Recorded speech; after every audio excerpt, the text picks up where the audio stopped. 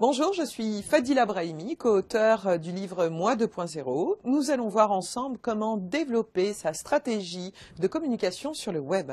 Rappelons qu'une stratégie, c'est la combinaison de différentes ressources pour pouvoir les faire converger vers un objectif défini. À ce stade, vous avez deux possibilités, au moins deux.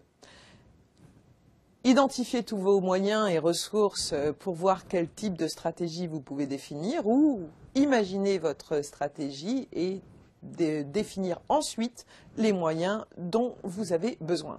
J'opte pour la deuxième option, tout simplement parce que quand on peut voir loin et grand, on peut accomplir même des choses petites et moyennes. On peut également prévoir des étapes. On n'est pas obligé de tout faire tout de suite et maintenant. Donc la première chose qu'il faut pouvoir définir, c'est votre vision.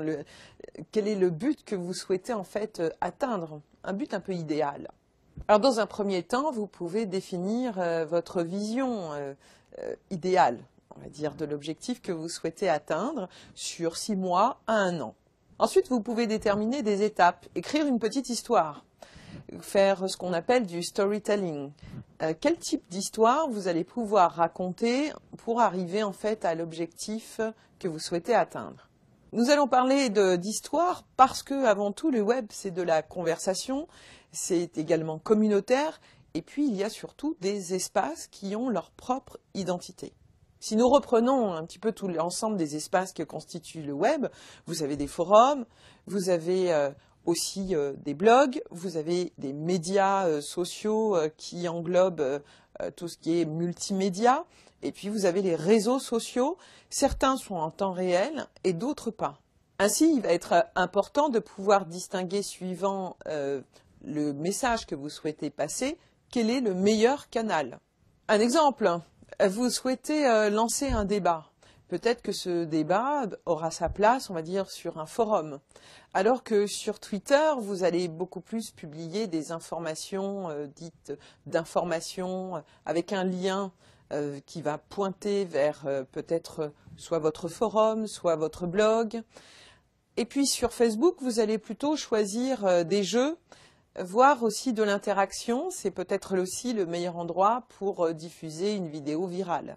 Une petite histoire, ça peut aussi se raconter sur un outil qui s'appelle Storyfy.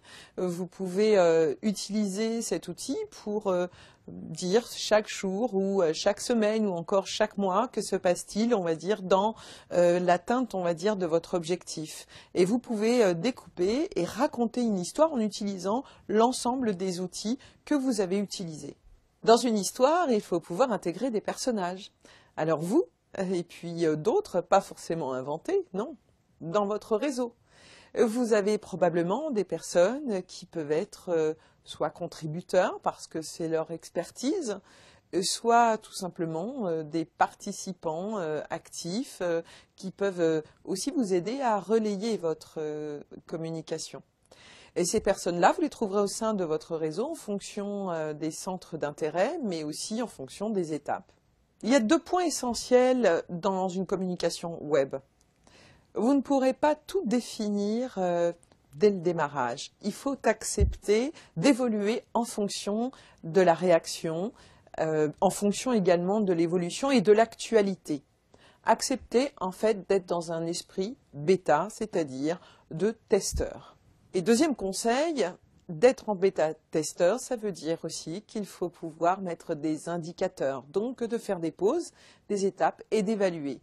Pourquoi? Parce que vous allez voir en fonction de votre audience si votre publication a plu ou pas et pourquoi, et pouvoir vous améliorer pour les étapes suivantes, tant au niveau des horaires qu'au niveau du style. Eh bien voilà, j'espère que vous êtes un peu plus avancé sur comment construire une stratégie de communication sur le web. Et à très bientôt.